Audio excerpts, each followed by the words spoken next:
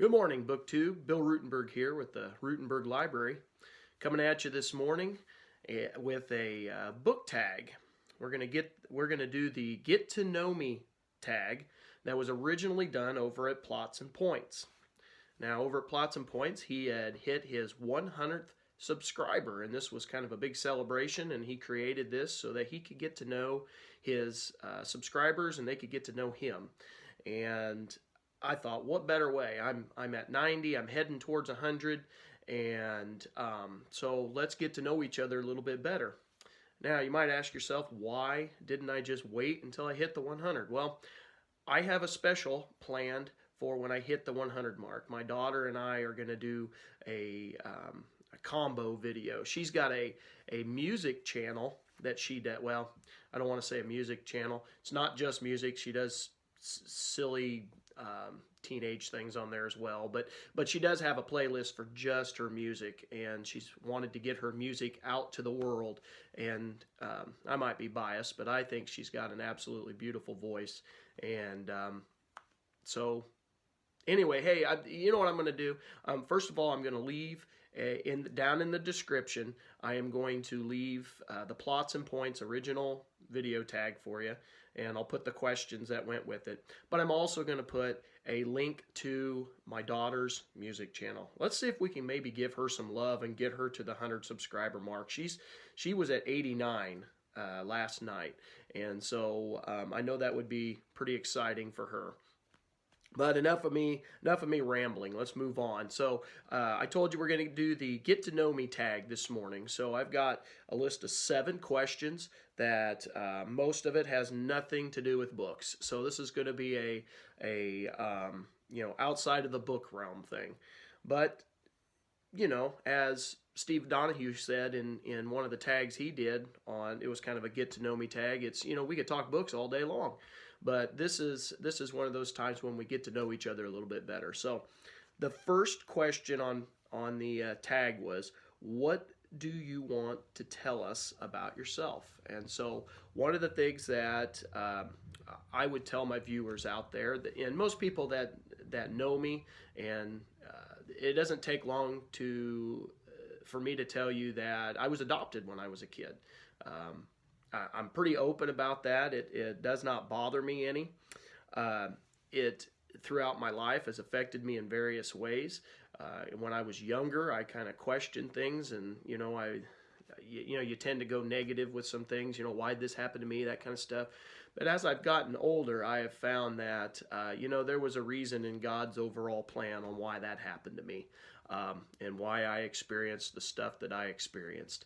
And one of the things I think anyway, one of the reasons that God allowed stuff like that to happen to me was so that I would have, some very unique experiences. And as I've become a teacher, I've been able to take those experiences where I used to think they were negative, but now I've been able to turn them into a positive, and I've been able to build, some of my teacher-student relationships, and I've been able to get to know my kids a lot better, and it's just opened the doors of communication. We build trust and stuff like that, because I'm not just somebody, I'm not the Charlie Brown teacher, wah, wah, wah, or I try not to be. But they trust me because they know I've been through stuff, and I'm a pretty open book. I tell them about just about everything that's happened with me, in one way or another, and I try to give them advice from time to time. And so if you got to know me, you would probably experience the same thing, because it's been a big part of my life, and that's what I would want you to know about me. So question number 2 on the list is, who is your favorite author? Now, to me, when I sat down, I was asking my daughter, what do you think I should say? I said, how do I answer that question? I don't even think that's a fair question, really, because can you have a favorite author, especially if you read across a lot, many different areas, many different genres? How can you put one genre over another genre? Now, I'm probably not nearly as well read as most of you. I don't read a whole lot of science fiction. I don't read fantasy. I don't read a lot of the fiction genres for the most part. And so I'm not well read in those areas. But I do have a few authors that I really do like. So I'll just tell you, I'm going to kind of break it into categories. I'm going to cheat. I'm not going to pick one. Sorry. So just overall fiction, I like John Grisham. As you guys could tell right up there, I own every book John Grisham has come out with the exception of just a couple of the young adult books that he came out with. And I plan on buying those when I find them, because I just buy them used. But everything else, all the adult stuff that he's come out with, I have them all, and I love every one of them. There hasn't been a fiction book of his that I have not liked. So he would probably be my favorite, just overall fiction writer. My favorite science fiction, and I think this is the category he would go into, it's where I put him anyway, is Michael Crichton. I love Michael Crichton's stuff. I never thought I would like that kind of stuff, but the way he writes is absolutely fantastic, and I love his books. And then if I had to pick an overall favorite author for fiction, I guess in all of the genres, but I'm going to plug him into historical fiction. But if he would probably be my overall favorite author, John Jakes. And it was funny, Steve Donahue was talking about that in one of his videos about John Jakes, and he was laughing about it. He basically said he loves his writing, but where in the world are you going to find a character that meets all, Ben Franklin, John Adams, George Washington, and all those characters that he meets in those historical fiction novels? And to me, Steve also said, he probably did that on purpose, and I believe he did too. And I think he's an absolutely fabulous writer. He brings you into the story. He's not somebody that drags a character along just to keep the story going. If that character's time is done, he kills them. He kills them off in the story. And so I love that about John Jakes. He keeps you in suspense on what's going to happen to the character. Some of it you can kind of read the writing on the wall and figure out where the storyline's going, but there's always a little twist in there that you don't expect. Now, for nonfiction, I would have to put my favorite authors to read would probably be either Joseph Ellis or H.W. Brands. I love them both. I can't tell which one I would like better, one over the other. I don't know. So anyway, there's my I was going to say short answer, but that was not a short answer. But there's my answer to who my favorite author is. So question number 3 on the Get to Know Me tag is, what is your favorite movie? Now, over at Plots and Points, he chose Rocky, which really irritates me, because I would love to go on and on about Rocky myself, because it is my #1 all-time favorite movie. But he already hammered it home. It's just got everything. It's got your sports, your love story, your the low guy on the totem pole making it big. It's like the ultimate American story. And no matter how many times I watch that movie, every time I watch it, the hair on my arm stands up at the end when he's heading into that last round of the fight, and it's just. It's a good, heartwarming story. I love it. Anybody that would say they don't like Rocky, I'd call them nuts. But I also have a couple other movies that I really like, and I love Field of Dreams. I'm a huge baseball fan, which I guess spoiler alert, that comes down to one of the other questions in the tag. But I love baseball, Field of Dreams, and For Love of the Game. Both of those are fantastic movies, and they also are fantastic books. I have them in my collection here. I think they're in the upper room right at the moment, but I do have them, and I love them. And then if I had something else to throw in there that was a non-sports movie, it would go back to my childhood. My dad, on Saturday mornings, we would sit there, and Dad would fall asleep on the couch if he didn't have anything to do, and we would watch John Wayne movies. And I have no idea which one. There's all kinds of them. Big Jake always comes to mind. Let's see, The Cowboys. The Cowboys is one of my all-time favorites. But and there's the Shootist, and I mean several of them, but just John Wayne in general. That brings back a good childhood memory from my dad, and for some reason I always watched all the movie, and he slept on the couch. I don't really understand why I kept watching, but anyway, I liked it. So, question number 4, heading into to the halfway point here of the questions. So what is your favorite TV show? Now this one was also a hard one because I love to watch TV and movies. I can be a couch potato from time to time.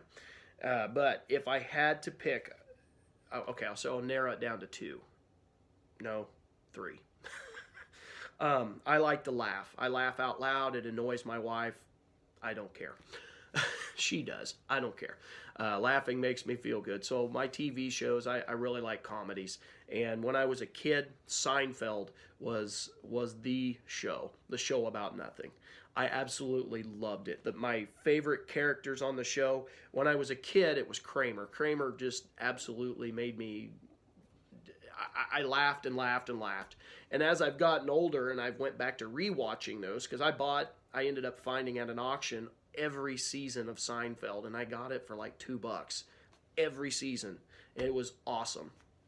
But anyway, now that I've gotten older, I actually find that the character of George is more my favorite. I have so much in common with him, it's not even funny. Well, okay, a couple little things in common. And, I go to park in the parking lot, and I get my car in the perfect spot right up at the front. And I always brag about my killer parking and my killer parking spot. And my daughter always says, "Okay, George." And we always have a good laugh about that. But I love those characters that they developed. And it's a show about nothing. And the second one is a little bit like that. And you guys are probably familiar with The Office. My family, over the last, from when it came out till the end of the show, and even into today, we have watched that show I don't know how many times. It's over and over every episode. We bought, for Christmas, I would ask for that next season, whatever season, 1, 2, 3, 4, and I would ask for that season, and then I would sit down over Christmas break, and I would start at season 1 and watch every one of them. And then when season 2 came out, I went back to season 1 and watched all of them. And then when season 3, it was just a continuous cycle. And as a family, we watched it. We were probably the only family that had a 6-year-old sitting there repeating lines off of The Office, which might not have always been proper. I apologize to all of her teachers. But it would definitely explain some of her humor because it matches The Office pretty well. And if I've got some favorite characters off there, I absolutely love Creed Bratton, the creepy old man. He just makes me laugh. It says, "Somebody making soup?" And that's kind of a funny line around our house. And if you're familiar with the show, you know what I'm talking about. It's kind of disgusting. I won't repeat it. But anyway, and then Dwight Schrute, which I think is everybody's favorite. He's so obnoxious and so stupid, he's funny. And I don't even know if I have a favorite scene with him. We repeat lines over and over in our house based on Dwight Schrute and Jim, the other character, what they do back and forth to each other. And so, like I said, we bought every season of both of those shows, and we've watched them time and time again. And I've gotten my daughter to liking Seinfeld. She likes to sit down and watch that one with me, and she laughs quite a bit. But they're both shows about nothing, basically. And I think that's just what made them popular. They were not afraid to make fun of anything. Everything was game. It was all free game. They didn't care about what was politically correct, which is maybe what I like the most. Some people, there is a line where you shouldn't cross, but at the same time, you got to be able to laugh at yourself, or else things just become too serious. And then just on a lighter note, not that I'm going to explain anything, we also, as a family, love the show Lost. Just its weirdness and quirkiness and the scenery was always really good. But anyway, we like that show also. But my favorites were Seinfeld and The Office. I love to laugh. What can I say? But going to question 5, and again, this is 7 questions long, so I'm getting there. Just be patient with me here. What is your favorite music taste? Now, this is a better question to ask my daughter. Her and my wife are way more into music than I am. Not that I don't like it. I have listened to anything and everything over the years. It's basically whatever was in when we were in the car with friends, whatever was on the radio for them. You know, if they liked rap, we listened to rap. If they like hip hop, then that's what we listen to. If they like country, that's what we listen to. If I had a personal favorite, what I always fall back on is country music. I love country music. When I was a kid, it was always George Strait. Still love George Strait. He does nothing but sing. Got to go to one of his concerts when I was young, and he doesn't put on the big light shows and the smoke and all that kind of stuff. He just stands there and sings, and it is the best concert. It was one of the best concerts I've ever been to. And then the other guy that I really like listening to is Blake Shelton. That's more recent. And he's probably more my wife's favorite. We won't even go into that. She thinks he's a hunk of burning love, but and we like to give her a hard time about it. But don't tell her I said that. We like to have a laugh about that. But I like his music too. It kind of stuck with me. So country music, George Strait and Blake Shelton. So number 6 on this book tag is, what is your favorite sport? Now, I love all sports for the most part. I love all sports. I either coach now or have coached in the past football, girls basketball, boys basketball, girls track, boys track, baseball, softball. I've coached pretty much the whole gambit, and I still coach most of those now. But if I have to have a favorite, it's actually an easy question. Baseball. Baseball has always been my favorite. It's always been my love. Ever since I was little, when I was, put into foster homes, I said I was adopted. My little brother and I went through the foster system, and as everything got really chaotic in life and I wasn't totally understanding, and, I blamed myself for a lot of stuff, even though I shouldn't have. It wasn't my fault.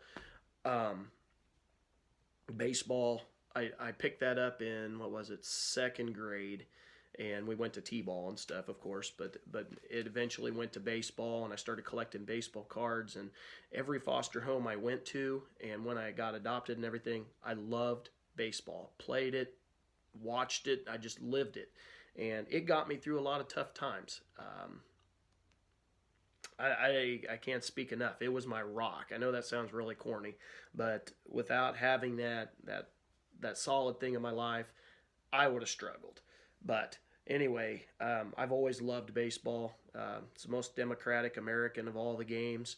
Doesn't matter. You don't have to be super fast. You don't have to be super tall. You don't have to be super big. You can be. Not that you don't need any ability. You need ability, but you don't have to have that special physical thing that sets you apart. So anyway, baseball's my answer. That's my favorite sport.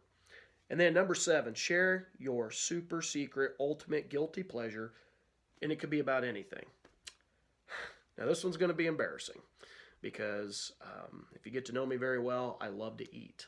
Maybe that should have been my number 1. Also, I love to eat. I love food, and